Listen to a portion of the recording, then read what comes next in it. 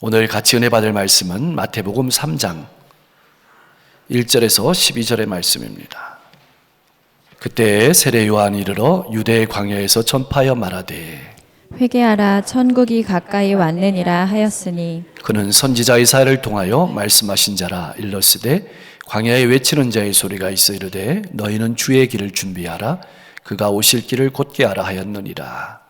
이 요한은 낙타 털 옷을 입고 허리에 가죽띠를 띠고 음식은 메뚜기와 석청이었더라. 이때 예루살렘과 온 유대와 요단강 사방에서 다 그에게 나와 자기들의 죄를 자복하고 요단강에서 그에게 세례를 받더니 요한이 많은 바리새인들과 사두개인들이 세례 베푸는 대로 오는 것을 보고 이르되 독사의 자식들아, 누가 너희를 가르쳐 임박한 진노를 피하라 하더냐. 그러므로 회개에 합당한 열매를 맺고 속으로 아브라함이 우리 조상이라고 생각하지 말라. 내가 너희에게 이르노니 하나님이 능히 이 돌들로도 아브라함의 자손이 되게 하시리라.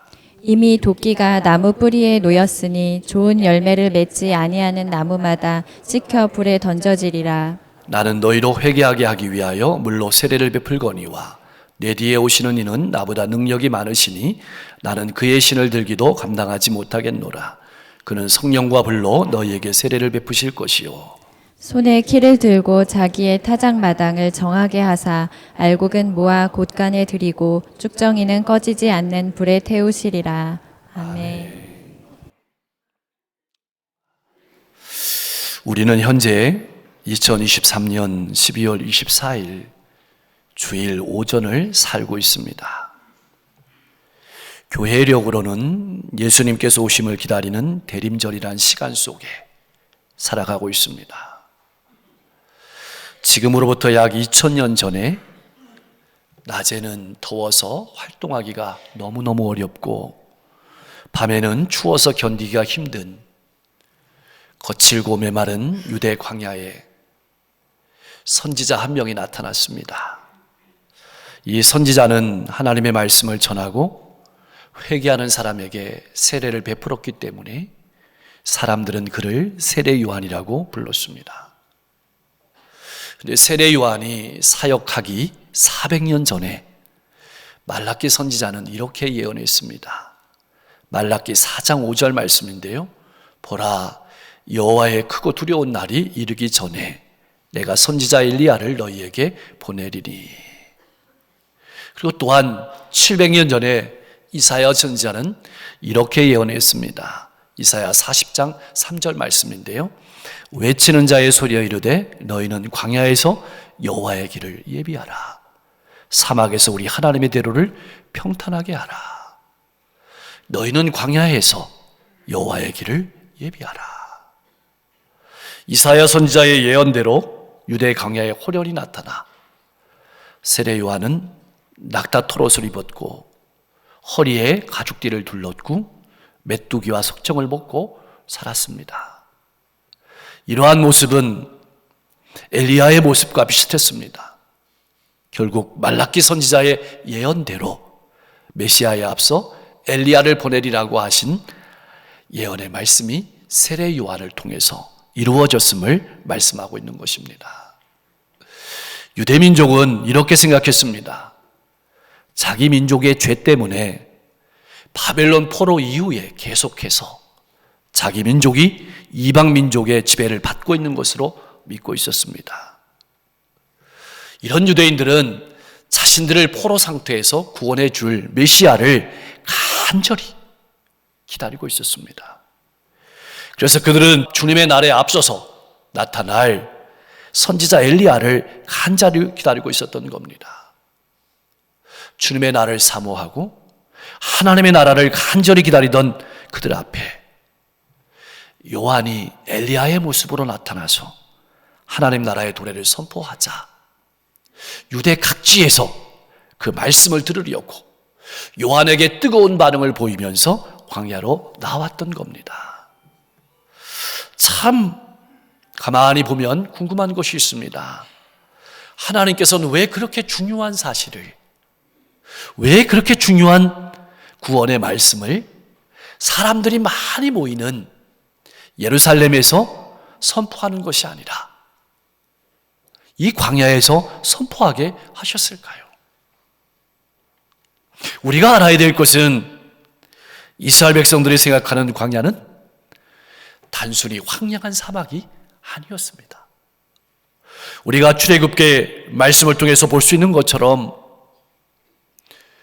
애굽을 탈출한 이스라엘 백성들이 광야에서 하나님과 더불어 살았습니다. 낮에는 무엇으로 가릴 수 없었던 광야의 햇빛을 하나님께서는 구름으로 막아주셨고, 밤에는 너무 추워서 살 수 없는 그런 지경 속에서 하나님께서 불기둥으로 그들을 데워주셨고 인도해 주셨습니다. 뿐만 아닙니다. 광야의 길을 걸어가는 동안에 신발을 만들 수도 없었습니다. 의복을 만들 수도 없었습니다. 신발을 만들 수 있는 곳도, 배를 짤 수 있는 장소도 없었습니다. 그곳에서 40년 동안 살아가는 동안에 의복과 신발이 해지지 않도록 하셨습니다. 뿐만 아닙니다. 그 광야에는 농사가 되지 않는 땅입니다. 그 땅에서 40년 동안 사는 동안에 만노와 메추라기를 먹이시는 하나님을 경험한 장소가 바로 광야입니다. 이스라엘 백성들에게 있어서 광야는 하나님이 누구시며, 하나님이 어떤 분이시며, 하나님이 어떻게 자신들을 인도하셨는가를 철저히 경험한 경험의 장소였습니다. 이스라엘 백성들은 메시아 역시 하나님과 만나는 장소인 광야로부터 온다는 생각을 가지고 있었습니다. 그래서 그들은 자신들을 향한 하나님의 뜻과 계획을 알고자 세례 요한을 찾아왔던 것입니다. 1절 말씀에 전파했다는 말씀은 그냥 소곤소곤 외쳤다는 말이 아닙니다. 이 말은 큰 소리로 외쳤다는 뜻이기도 하고 공개적으로 사역했다는 말입니다. 드러내놓고 사역했다는 말입니다. 세례 요한이 외친 말씀은 단순했습니다. 회개하라, 천국이 가까웠다. 왜 회개해야 되냐면 천국이 가까웠기 때문입니다. 회개하라는 말은 생각을 고친다는 말입니다. 마음을 고친다는 말입니다. 그러니까 우리가 성탄을 맞이할 그 준비에는 우리의 마음을 돌아봐야 된다는 말입니다. 우리의 생각을, 우리의 삶을 죄에서부터 완전히 돌이켜서 하나님께로 돌아가는 것을 말합니다. 말씀으로 돌아가는 것을 말합니다. 그리고 다시는 그 자리로 되돌아가지 않는 것을 회개라고 말합니다. 그런데 이 말을 들은 유대인들은 이 말이 충격적이었습니다. 왜냐하면 세례 요한의 선포가, 세례 요한의 외침이 그들의 가슴을, 그들의 전곡을 꼭 찌르는 말이었기 때문입니다. 왜냐하면 그들은 자신들이 하나님께 선택받은 민족이라는 데 생명을 걸고 있었습니다. 자신들은 선택받은 민족이기 때문에 당연히 구원을 받을 것으로 생각하고 있었던 것입니다. 선택받은 민족으로 책임있게 하나님의 자녀로 향기나는 삶을 살아가지 않으면서도 아브라함의 자손이기만 하면 천국에 들어갈 수 있는 권리를 충분히 가지고 있다고 생각하는 안일한 생각 속에 살아갔습니다. 그런 안일한 생각 가운데서 온갖 세상의 방법대로 죄악을 저지르며 살아왔기 때문입니다. 오늘 이 시대에 믿는다고 하는 우리가 돌아봐야 될 대목도 바로 이 대목입니다. 나는 말씀대로 살지 않으면서도 예배당에 나왔기 때문에 천국에 들어갈 권리가 있다고 생각하는 안일한 신앙은 아닌지 우리 자신을 한번 살펴보아야 합니다. 그렇다면 왜 회개해야 한다고 했을까요? 천국이 가까웠기 때문입니다. 결국 자신의 죄를 회개한다는 것은 하나님의 나라에 들어갈 수 있도록 자신을 준비한다는 말씀입니다. 3절 말씀, 근은이라는 말은 세례 요한의 정체성을 잘 말해주고 있습니다.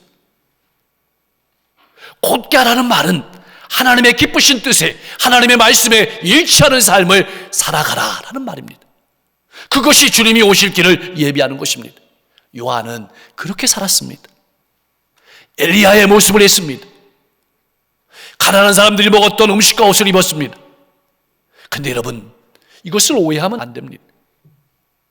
낙타 토로스를 입고 허리에 가죽띠를 띠고 메뚜기와 석청을 먹었다. 어떤 분들은 비싼 음식을 먹었다고 말씀하시는 분들이 있습니다. 여러분, 여기서 본질은 그게 본질이 아닙니다. 이것은 요한이 누구를 흉내내서 살았다는 말도 절대 아닙니다. 가난하게 살았다는 말도 아닙니다. 삶이 힘들어서 그렇게 살았다는 말도 절대 아닙니다. 여기서 가장 중요한 것은 삶의 소망을 잃고 살아가는 시대의 사람들에게 예수님의 소망을 전하기 위해서 살았다는 뜻입니다. 하나님의 말씀대로 살았다는 것입니다. 그의 모든 삶이 하나님의 말씀대로 살았고 주님을 나타내기 위해 살았다는 말입니다. 그것이 낙타 토롯을 입었고 가죽들을 띄었고 메뚜기와 석청을 먹었고 광야에서 살았다는 삶의 의미입니다. 요한은 말씀만 아니라 의복과 음식으로도 회개와 천국을 전파했습니다. 나는 어떻습니까? 말씀을 따라 살아가고 있습니까? 입술로가 아니라 삶으로도 성탄을 찬양하고 있습니까? 하나님 나라에 들어갈 준비를 하며 살아가고 있습니까? 내가 살아가는 이유와 목적은 무엇입니까? 나를 나타내기 위해 살고 있습니까? 주님을 나타내기 위해서 살고 있습니까? 사랑하는 성도 여러분, 하나님의 일에는 세례 요한처럼 우리 각자가 맡은 역할이 반드시 있습니다. 세례 요한이 구속서의 한 부분을 맡아서 주님이 오시는 길을 예비했다면, 광야에서 그렇게 자신의 인생을 말씀에 따라서 곧게 하며 살아갔다면, 우리도 가정과 일터와 이웃과 지역과 시대에서 우리를 향하신 하나님의 구원의 한 부분을 맡아서 감당하고 살아가고 있는 것입니다. 자부심을 가지고 성실하게 믿음의 삶을 살아가시길 바랍니다. 하나님께서 우리가 그 길을 잘 걸어갈 수 있도록 모든 것을 준비하실 것입니다. 세례 요한이 회개를 촉구했을 때 예루살렘을 비롯한 전국 각지에서 메시아의 도래를 갈망하는 사람들이 그에게로 몰려들었습니다. 그들은 시간을 내서 일부러 찾아왔습니다. 자신들의 죄를 회개하며 자복했습니다. 요한은 그들에게 세례를 베풀었습니다.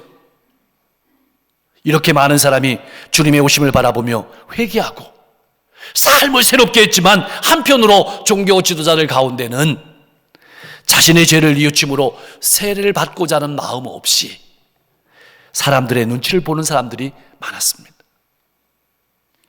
회개에는 관심이 없고 왜 사람들이 모였는지 궁금해서 나온 것입니다. 그때 세례 요한이 불호령이 떨어졌습니다.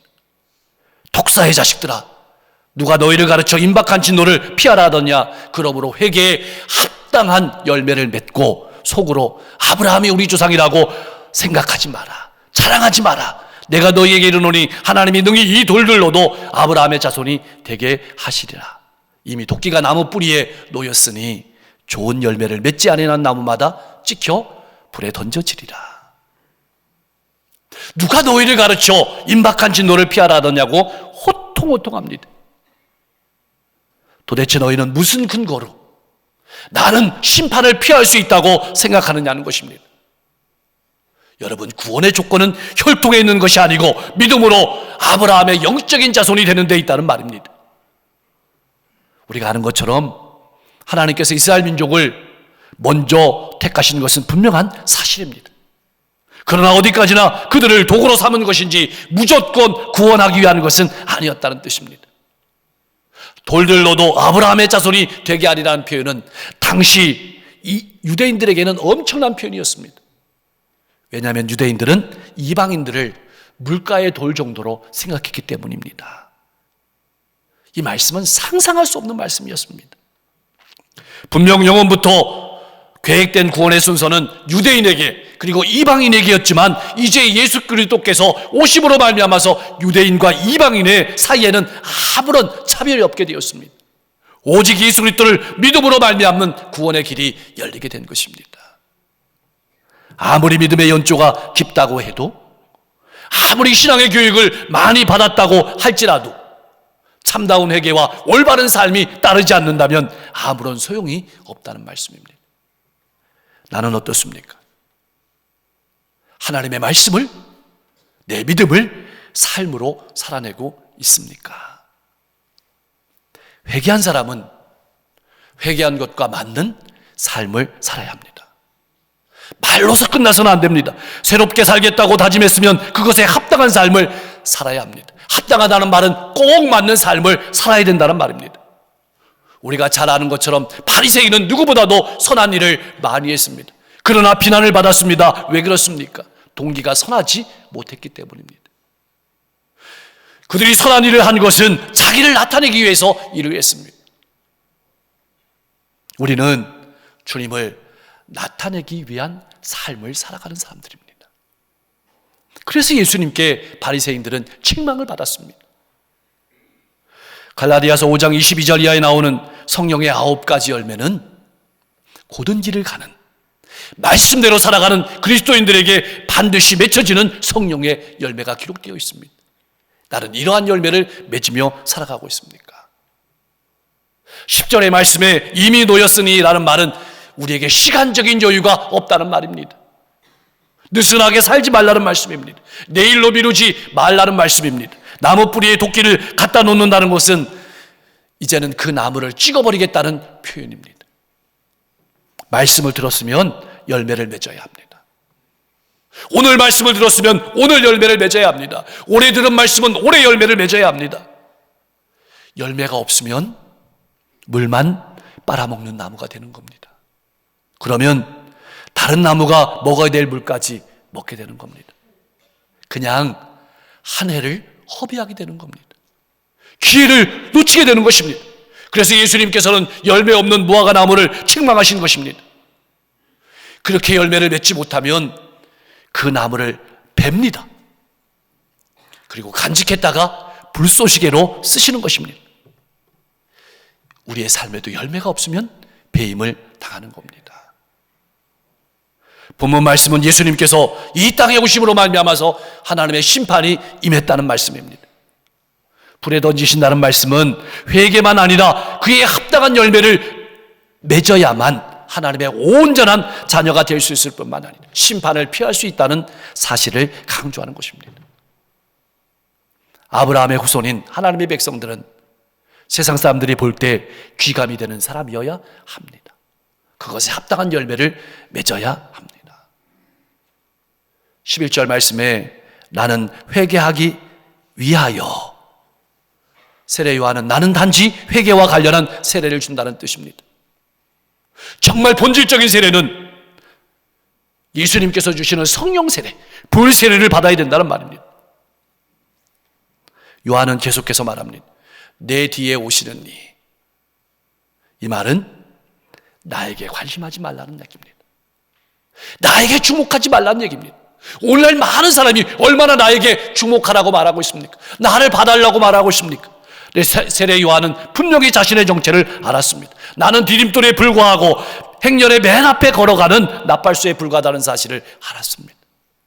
내 뒤에 오시는 분에게 관심하란 말입니다. 예수님에게 관심하란 말입니다. 그것이 우리가 성탄을 맞이하는 성도의 삶입니다. 나는 그의 신을 들기도 감당하지 못하겠노라. 이 말은 자신이 없다는 뜻이 아닙니다.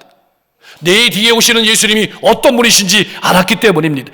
예수님의 신성을 깨달았기 때문입니다. 성령과 불로 너희에게 세례를 주실 것이요 손에 키를 들고 자기의 타작마당을 정하게 하시는 분, 알곡은 모아 곳간에 들이고 쭉정이는 꺼지지 않는 불에 태우시는 분, 다시 말하면 우리에게 영원한 생명을 주실 뿐만 아니라 우리에게 심판하시는 분, 그 예수님이 어떤 분이신지 알았기 때문입니다. 그래서 나는 그의 신을 들기도 감당하지 못하겠노라. 그에게 집중하라, 그에게 주목하라고 말했던 것입니다. 사랑하는 성도 여러분, 여러분이 믿는 예수님은 어떤 분이십니까? 의인에게는 구원을, 악인에게는 심판을 행하시는 분입니다. 회개하고 주님을 영접하고 회개한 그리스도인답게 살아가는 사람들에게는 영원한 천국을 주시고, 열매 없는 쭉정이의 삶을 살아가는 이들에게는 심판을 내리시는 분입니다. 이분이 바로 우리가 믿는 예수님이십니다. 사랑하는 성도 여러분, 여러분은 성탄을 어떻게 맞이하고 있습니까? 세례 요한의 기다림은 그냥 넋을 놓고 시간만 기다리는 기다림이 아니었습니다. 광야로 나가서 하나님의 말씀대로 그 말씀에 자기 자신을 맞추고 하루하루 살아온 기다림이었습니다. 준비하는 기다림이었습니다. 나는 주님을 어떻게 기다리고 있습니까? 나는 말씀을 따라 살아가고 있습니까? 나는 삶으로도 주님을 맞을 준비를 하며 살아가고 있습니까? 그 성탄을 노래하고 있습니까? 요한은 내가 있어야 될 자리를 겸손히 깨달은 신앙인이었습니다. 그의 임무는 사람들의 시선을, 사람들의 관심을 자신을 지나서 장차 오실 메시아 예수님으로 향하게 하는 표지판과 같은 역할을 하는 것이 그의 사명이었습니다. 그는 그리고 그 길을 걸어갔습니다. 그는 자신은 신발을 벗기는 일도 감당하지 못할 존재임을 깨달아 알았습니다. 사랑하는 성도 여러분, 우리가 성탄을 맞이하면서 또 주님이 다시 오심을 바라보면서 내가 있어야 될 자리는 어디입니까? 내가 전하고 있는 것은 무엇입니까? 내 삶은 무엇을 가리키고 있습니까? 내 언어는 무엇을 말하고 있습니까? 나는 내가 어떤 존재인지 깨닫고 살아가고 있습니까? 내가 있어야 될 자리에서 세례 요한처럼 주는 맞을 준비를 하면서 살아가는 성도님들이 되시기를 간절히 소망합니다. 주님의 초림에는 하나님께서 세례 요한을 보내셔서 그의 길을 준비하셨습니다. 다시 오실 주님을 위해서 하나님께서 누구를 보내시기를 원하실까요? 내 삶을 돌아보십시오. 말씀으로 돌아가십시오. 진실한 성도는 나는 작게 보이는 성도입니다. 그리고 주님은 크게 보이는 삶을 살아가는 사람입니다. 내가 보이지 않고 주님을 나타내며 살아가는 사람이 진실한 성도입니다. 여러분들의 삶을 통해서 이 시대에 죽어져간 영혼들이 구름같이 주님 앞에 나올 수 있게 되기를 주님의 이름으로 간절히 축원합니다. 기도하겠습니다. 지금까지 살아온 나의 삶을 돌아보며 잘못된 부분이 있다면 회개하고 하나님의 자녀로서 책임 있는 삶을 살아가게 하여 주옵소서. 말씀대로 살아가게 하시고 예수님을 나타내는 삶을 살아가게 하여 주옵소서. 나의 언어와 삶이 주님을 나타내는 도구가 되게 하시고 가정과 일터와 이웃 가운데서 말씀으로 열매 맺는 삶을 살아가게 하시고 본이 되는 삶을 살아가게 하여 주옵소서.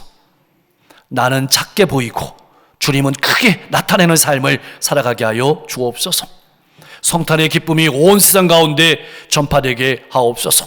전쟁터에도 기근과 재해와 어려움을 당하고 있는 이웃들 가운데 성탄의 기쁜 소식이 전해지매 전쟁이 그쳐지고 기근과 재해의 어려움 가운데서 회복되게 하여 주옵소서. 연말연시를 살아가고 있습니다. 작은 말 하나에 속상하고 마음이 무너지는 때가 얼마나 많습니까?